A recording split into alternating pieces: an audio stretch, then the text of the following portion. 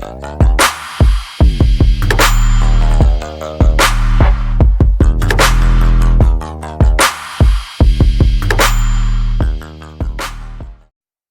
terima kasih atas kesempatannya. Nama saya Hanita Ayu Regina Putri dengan NIM 2019-210350. Jadi di sini saya akan menjelaskan analisis uji asumsi klasik. Jadi uji asumsi klasik adalah analisis yang dilakukan untuk menilai apakah di dalam sebuah model regresi linear ordinary least square atau ULS terdapat masalah-masalah asumsi klasik. Jadi asumsi klasik adalah syarat-syarat yang harus dipenuhi pada model regresi linear OLS agar model tersebut menjadi valid sebagai alat penduga. Jadi pada saat melakukan analisa regresi berganda, maka perlu dipenuhi beberapa asumsi. Misalnya asumsi klasik yang terdiri dari uji normalitas, uji multikolinearitas, dan uji heteroskedastisitas. Dan yang terakhir adalah uji autokorelasi. Yang pertama adalah uji normalitas. Jadi menurut Ghazali 2016, uji normalitas dilakukan untuk menguji apakah pada suatu model regresi, suatu variabel independen dan variabel dependen ataupun keduanya mempunyai distribusi normal ataupun tidak normal. Apabila suatu variabel tersebut tidak berdistribusi secara normal, maka hasil statistik akan mengalami penurunan.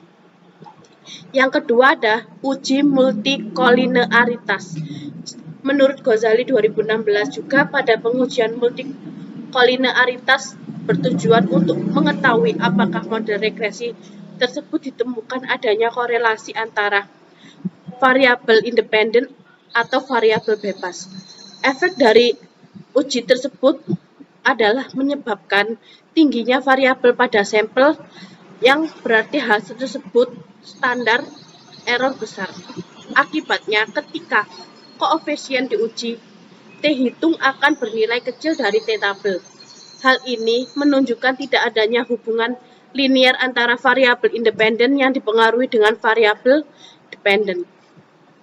Yang ketiga ada uji heteroskedastisitas. Jadi uji ini bertujuan untuk melakukan uji apakah pada sebuah model regresi terjadi ketidaknyamanan varian dari residual dalam suatu pengamatan ke pengamatan lainnya. Apabila variabel berbeda disebut heteroskedastisitas. Salah satu cara untuk mengetahui ada tidaknya heteroskedastisitas pada suatu model regresi linear berganda yaitu dengan melihat grafik atau dari nilai prediksi variabel terikat yaitu SRE/SID dengan residual error yaitu SPRED. Yang keempat ada uji autokorelasi. Jadi menurut Ghazali 2016, autokorelasi dapat muncul karena observasi yang berurutan sepanjang waktu yang berkaitan satu sama lainnya. Permasalahan ini muncul karena residual tidak bebas pada satu observasi ke observasi lainnya. Untuk model regresi yang baik adalah pada model regresi yang bebas dari autokorelasi untuk mendeteksi terdapat atau tidaknya autokorelasi dengan melakukan uji run test. Selanjutnya adalah analisis MRA. Jadi, analisis MRA atau Moderate Regression Analysis merupakan aplikasi khusus regresi berganda linear di mana dalam persamaan regresinya mengandung unsur interaksi atau perkalian dua atau lebih variabel independen.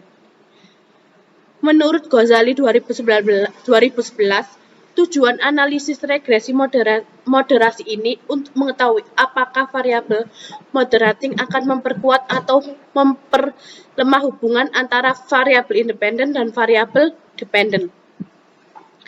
Terdapat dua metode untuk mengidentifikasi adanya tidaknya variabel moderator, yaitu analisis subgrup, subkelompok, dan moderated regression analysis MRA. Jadi pengujian statistik yang dilakukannya adalah yang pertama ada koefisien determinasi R, yaitu 2 uji R2 atau koefisien determinasi R2 pada intinya mengukur seberapa jauh kemampuan model dalam menerangkan variasi variabel dependent. Yang kedua ada uji signifikasi simultan uji F. Jadi uji signifikansi pengaruh simultan uji statistik F. Uji statistik menunjukkan apakah semua variabel independen atau bebas yang dimasukkan dalam model mempunyai pengaruh secara bersama-sama terhadap variabel dependen atau terikat. Baik, sekian presentasi dari saya. Wassalamualaikum warahmatullahi wabarakatuh. Terima kasih atas kesempatannya. Perkenalkan, nama saya Linda Novalia dengan NIM 352. Di sini saya akan melanjutkan presentasi dari rekan saya sebelumnya. Yaitu di sini ada kasus seorang peneliti menyatakan bahwa secara simultan return of asset dan return of equity berpengaruh positif terhadap harga saham. Untuk menguji pernyataan tersebut, maka dilakukanlah pengamatan terhadap 90 perusahaan manufaktur jenis consumer goods di Bursa Efek Indonesia, Bursa Malaysia, dan The Stock Exchange of Thailand tahun 2013 sampai 2015. Skripsi yang kami ambil ini berjudul pengaruh return of asset atau ROA dan return of equity atau ROE terhadap harga saham pada perusahaan manufaktur yang terdaftar di ASEAN periode 2013 sampai 2015, Universitas Negeri Yogyakarta. Lalu selanjutnya di sini ada perusahaan yang dijadikan sampel terbagi menjadi 5 kategori, yaitu yang pertama ada perusahaan manufaktur ini yang menerbitkan laporan keuangan konsolidasi atau audit untuk periode yang berakhir pada tanggal 31 Desember selama periode penelitian. Lalu yang kedua ada perusahaan tidak berubah sektor industrinya selama periode penelitian. Yang ketiga ada perusahaan tidak delisting dari Bursa Efek selama periode penelitian. Yang keempat ada perusahaan sampel memiliki semua data yang diperlukan secara lengkap. Lalu yang terakhir ada perusahaan memiliki data harga penutupan saham akhir tahun di mana saham tersebut aktif diperdagangkan selama periode penelitian. Selanjutnya, di sini saya akan menjelaskan terkait analisis datanya.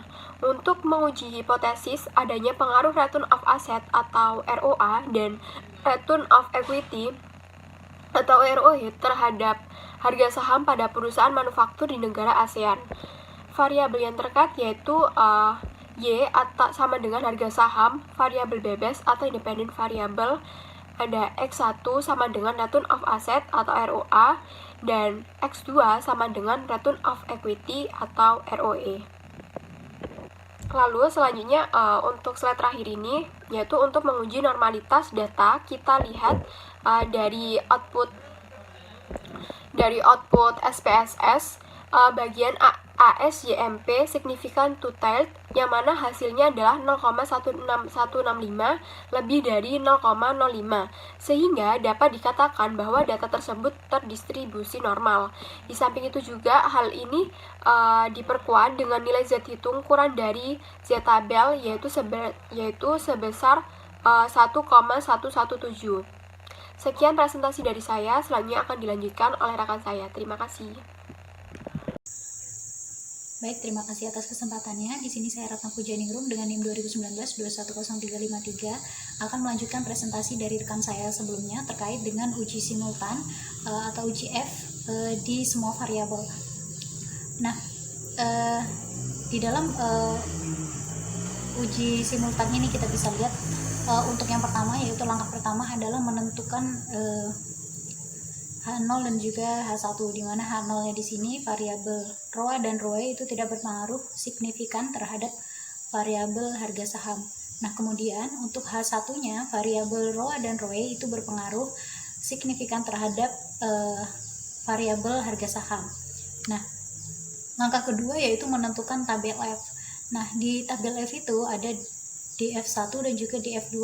Nah, DF1 dan DF2 ini kita bisa lihat dari output SPSS, yang mana di situ DF1-nya didapat angka 2 dan juga untuk DF2-nya adalah 132 dengan signifikansi 5%. Nah, dari melihat tabel F terkait dengan sudah didapatnya DF1 dan DF2, di sini kita dapatkan di tabel F-nya adalah angka 3,06.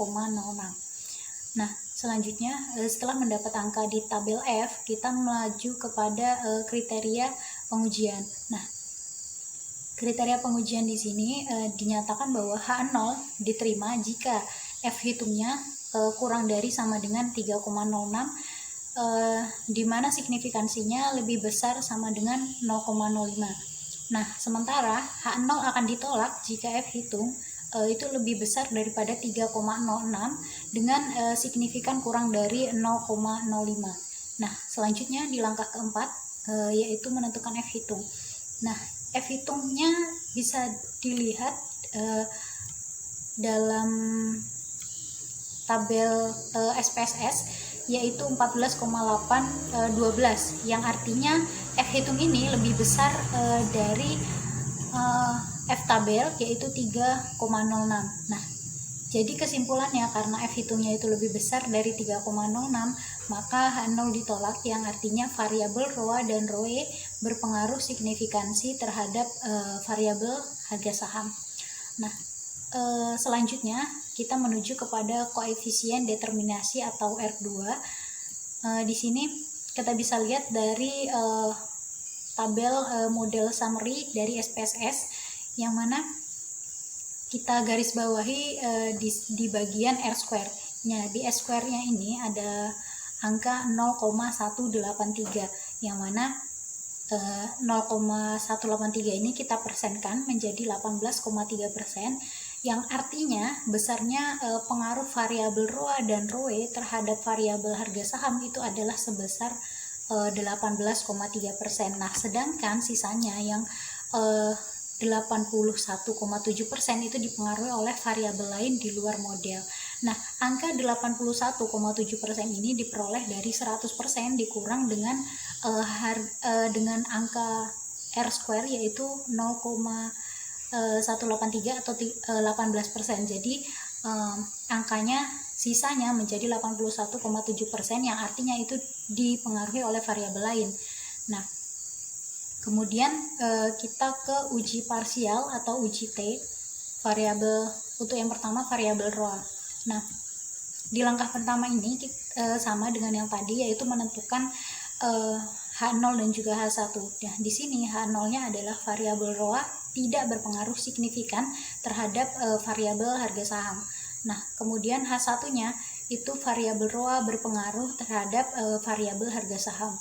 Nah, kemudian lanjut ke langkah kedua, yaitu menguji tabel T atau tabel Z. Nah, di sini T tabelnya ada rumusnya, yaitu A per 2 dibagi N dibagi K dibagi 1. Nah,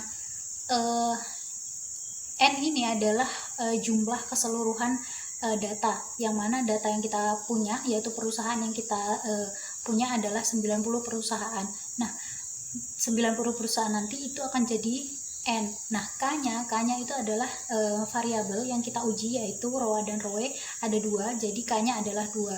Nah, kita masukkan karena A-nya atau alfanya adalah 5%, jadi di sini kita buat jadi angka 0,05 dibagi 2, kemudian 90 dikurang 2, N dikurang K, 90 dikurang 2 dikurang 1. Nah, hasilnya itu sama dengan 0,025 untuk alfa dibagi 2. Nah, terus untuk N dikurang K dikurang 1 hasilnya 87. Nah, dari angka ini kemudian kita melihat T tabel. Nah, setelah kita melihat T tabel, dapatlah angka 1,987608. Nah, kemudian setelah mendapatkan angka dari T tabel tersebut, kita lanjut ke langkah ketiga, yaitu ke kriteria pengujian. Nah, kriteria pengujiannya di sini bisa kita lihat bahwa H0 akan diterima jika T hitung itu kurang dari 1,987608 atau T hitung lebih besar sama dengan min 1,987608 atau signifikansinya lebih dari sama dengan 0,05. Nah, sebaliknya H0 ditolak jika T hitungnya lebih besar dari 1,987608 dan atau T hitung kurang dari min 1,987608 dan signifikansinya kurang dari 0,05. Nah, dari langkah ketiga ini selanjutnya kita ke langkah keempat untuk melihat hasil dari output SPSS-nya, dan ternyata di sini kita dapat angka min 0,362 di T hitungnya, yang berarti ini kurang dari 1,987608, sementara nilai signifikansinya itu 0,718, yaitu lebih dari 0,05.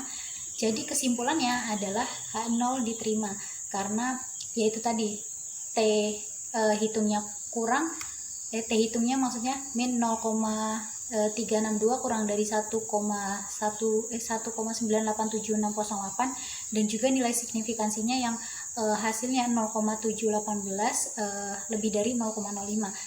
Nah, kesimpulannya H0 diterima yang artinya variabel ROA itu tidak berpengaruh terhadap variabel harga saham.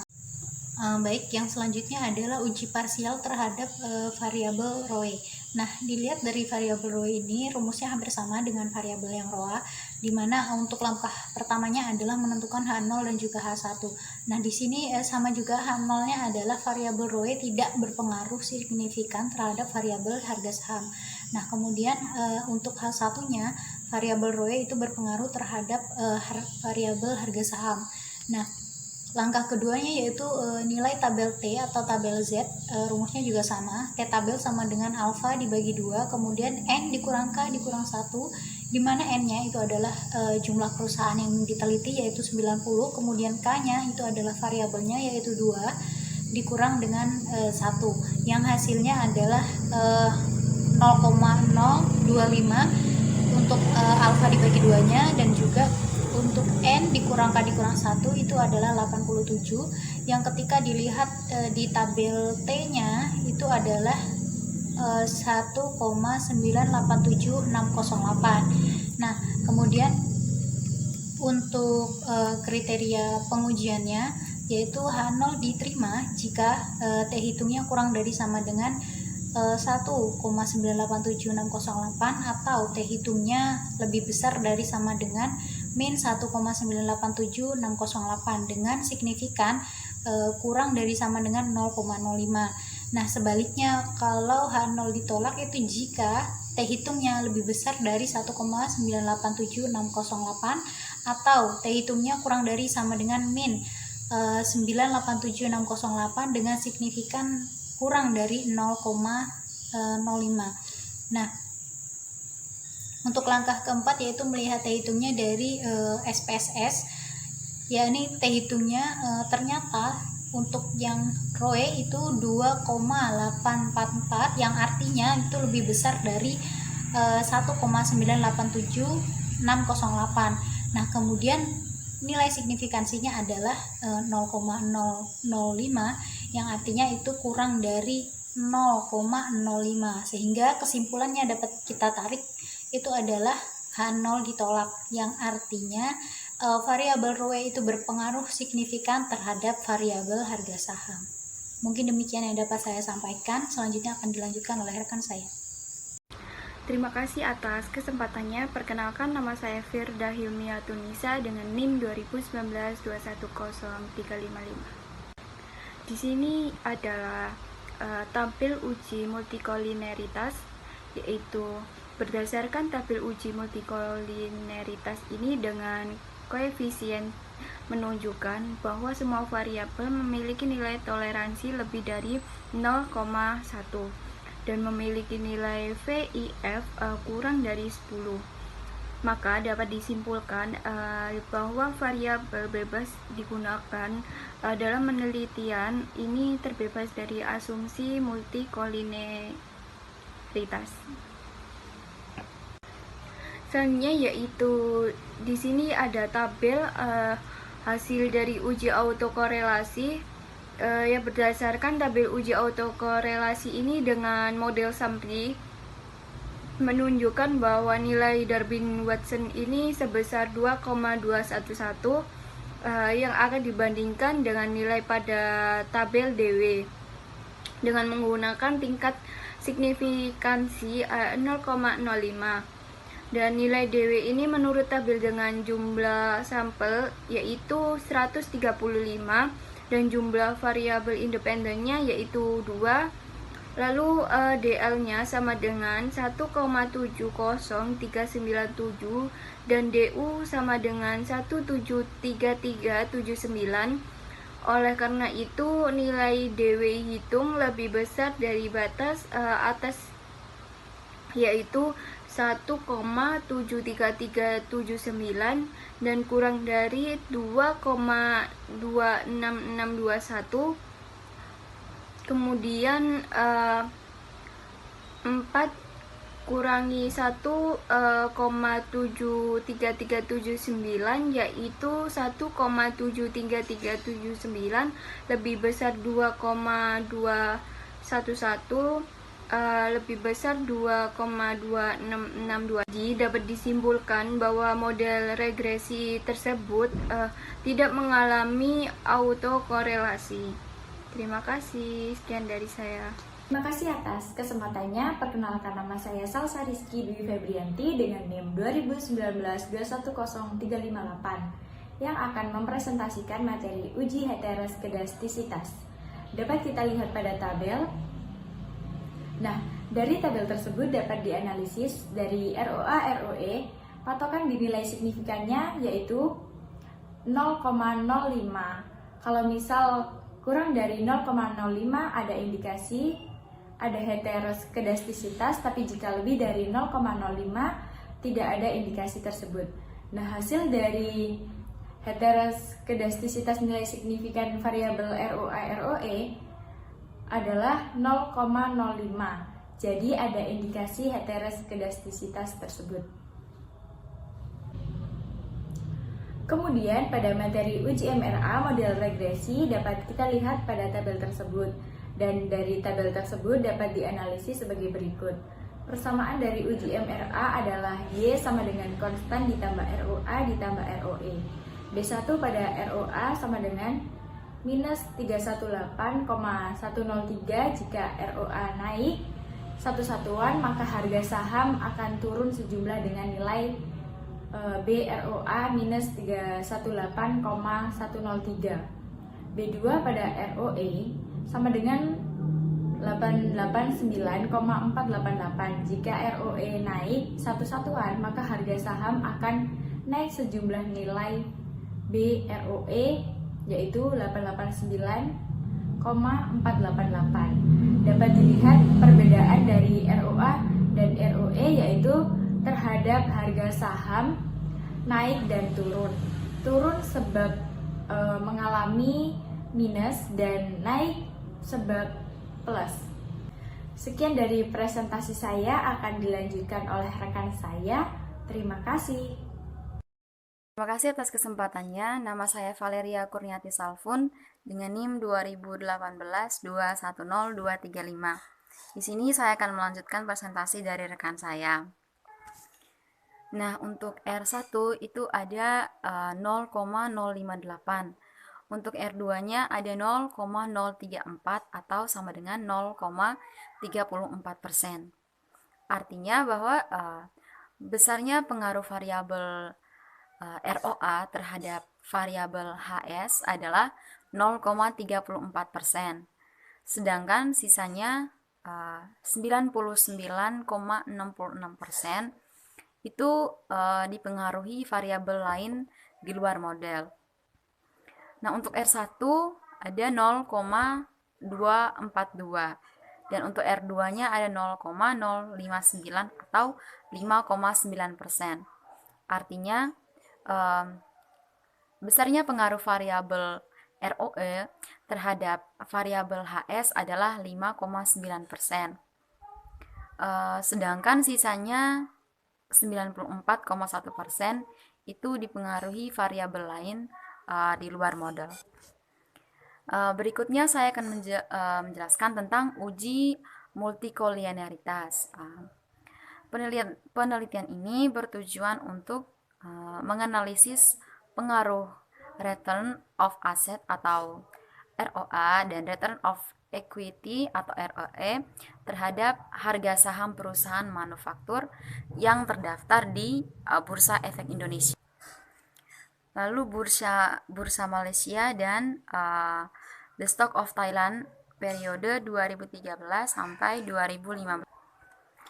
Berdasarkan analisis yang sudah dilakukan di atas, secara simultan return of asset atau ROA dan juga return of equity atau ROE itu berpengaruh terhadap harga saham pada perusahaan manufaktur di negara ASEAN. Terima kasih.